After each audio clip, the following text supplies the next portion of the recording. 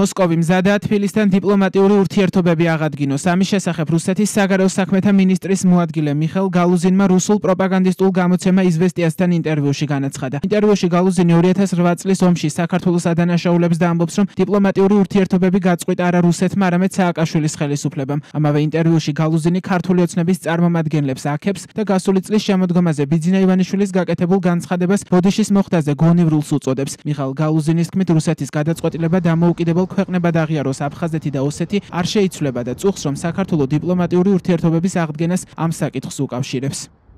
გასულ შემოდგომაზე საარჩევნო კამპანიის დროს საქართველოს ხელმძღვანელობამ გააკეთა ძალიან გონივრული განცხადებები სამხრეთ ოსეთის ხალხისთვის ბოდიშის მოხდის აუცილებლობასა და შერიგების მიღწევის განზრახვის შესახებ. მე როგორც მესმის, ასეთივე დამოკიდებულება აქვს ოფიციალურ თბილის აფხაზეთის მიმართ. ეს რა თქმა უნდა დადებითი სიგნალებია. წუხართ, რომ საქართველოს ხელმძღვანელობა დიპლომატიური ურთიერთობების აღდგენას კვლავ უკავშირებს ჩვენს პოზიციას აფხაზეთსა და სამხრეთ ოსეთთან დაკავშირებით. ჩვენ არაერთხელ განვაცხადეთ, რომ მზად ვართ გავიმეოროთ, რომ რუსეთის ფედერაციის მიერ 2008 წლის აგვისტოში მიღებული გადაწყვეტილება აფხაზეთისა და სამხრეთ ოსეთის სუვერენიტეტისა და დამოუკიდებლობის აღიარების შესახებ გადახედვას არ ექვემდებარება, მაგრამ ჩვენ მზად ვართ, რომ საქართველოსთან ურთიერთმომგებიანი თანამშრომლობა ყოველ მხრივ კიდევ უფრო განვავითაროთ. ამისთვის ძალიან ბევრი შესაძლებლობაა. გალუზინის განცხადებას გამოეხმაურა კრემლის პრესპიკერი დმიტრი პესკოვი. მისი თქმით, საქართველოსთან ურთიერთობების ნორმალიზებისთვის ნაბიჯების გადასადგმელად რუსეთი ნამდვილად მზად არის. კრემლის პროპაგანდისტი მარგარიტა სიმონიანი კი ამბობს, რომ საქართველოს რუსეთთან დაჩოქილი მივა. სიმონიანმა ამის შესახებ ვლადიმერ სოლოვიოვის გადაცემაში განაცხადა. მან ისტორიის საკუთარი ინტერპრეტაციით სცადა და ემტკიცებინა, რომ მხოლოდ რუსეთის მფარველობა იყო საბჭოთა კავშირის ქვეყნების გადარჩენის გარანტი და თქვა, რომ საბჭოთა კავშირის პერიოდი ქართველი ხალხისთვის ოქროს ხანა იყო. რუსი პროპაგანდისტი საუბარში მორგებული ინტერპრეტაციით იხსენებს 18 საუკუნის ბოლოს თბილისში განვითარებულ მოვლენებსაც. სიმონიანის ნარატივის თანახმად სწორედ მაშინ მეფე ერეკლე მუხლმოდრეკილი ითხოვდა, რომ დედა რუსეთში წაეყვანათ. Когда в 1795 году, это конец 18 века, როცა 1795 წელს მე-18 საუკუნის ბოლოს თბილისში საშინელი სასაკლაო დატრიალდა, როცა თითქმის მთელი მოსახლეობა დახოცეს უსასტიკესად, ცინიკურად, როცა ქრისტიან მოსახლეობას აიძულებდნენ ხიდზე მათი ხატებისთვის ეფურთხებინათ და ვინც უარს ამბობდა საშინლად, არა ადამიანურად ექცეოდნენ, არც კი მინდა დეტალები ჩამოვთვალო. როცა 2000 მლოცველი პირდაპირ წირვაზე ნაჯახის ქვეშ მიყავდათ და თავებს აჭრიდნენ, ამის შემდეგ მეფე ირაკლი მუხლებზე დაჩოქილმა, ვიმეორებ, მუხლებზე დაჩოქილმა ითხოვა, რომ დედა რუსეთში მიეღოთ. ჩვენ მაშინ საქართველოს შევიერთეთ და თუ მაშინ სულ 50,000 ქართველი იყო, როცა ჩვენ ისინი მივიღეთ მთელი ეთნოსი და როცა გავუშვით, ანუ თავისუფლება მივეცით, რომელიც არც თუ ისე კარგად გამოიყენეს, სხვათა შორის უკვე მგონი მილიონი. თუ რამდენი მილიონი იყვნენ, როცა საბჭოთა კავშირი დაიშალა, 2 მილიონი მინიმუმ ხომ ნამდვილად იყვნენ, მგონი მეტიც.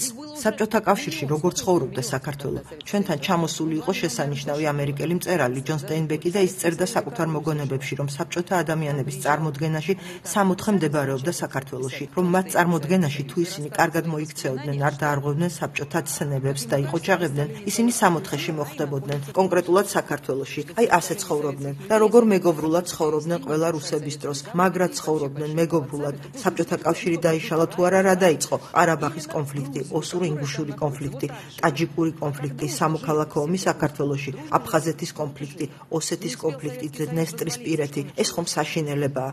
ერთმანეთის მიყოლებით კონფლიქტები. რატომ არ ხდებოდა ეს რუსების დროს? იმიტომ რომ დედა რუსეთი ყველას ამშვიდებდა, ყველას კვებავდა და ყველა ნორმალურად ცხოვრობდა. ახლა დედა რუსეთი თავისას იბრუნებს.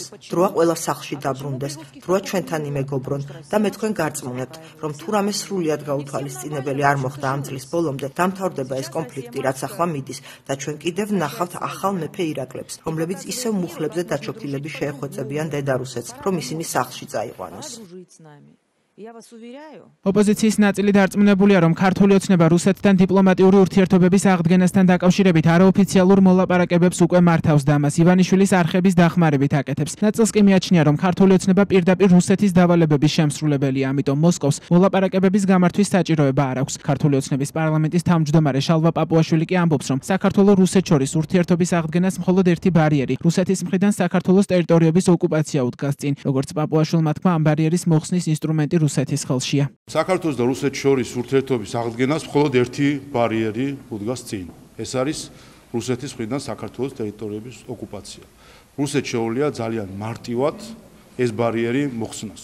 როგორც კი ეს ბარიერის მოხსნის ნაბიჯებს დავინახავთ, რა თქმა უნდა, ამ ურთიერთობების აღდგენა იქნება შესაძლებელი. ამიტომ ძალიან კარგად არის ცნობილი ყველასთვის თუ რა არის ის ბარიერი, რომელიც ხელს უშლის საქართველოს და რუსეთს შორის ურთიერთობის აღდგენას. გასაგებია, რომ რუსეთის ფედერაციას აქვს პოლიტიკური ამბიცია იმისა, რომ ფორმალიზება მოხდეს რუსეთ-საქართველოს ურთიერთობების და დიპლომატიური კავშირები აღდგეს, მაგრამ ამის გარეშეც თავიდან ბოლომდე საქართველოს თვითმარქვია ხელისუფლება დამოკიდებულია პუტინზე, კრემლზე, ასრულებს მათ დავალებებს.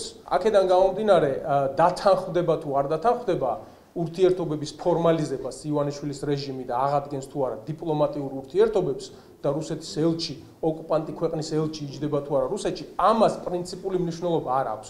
იმიტომ რომ ამ ორ დედაქალაქს შორის ურთიერთობები არის ისეთი მჭიდრო, როგორც არასდროს.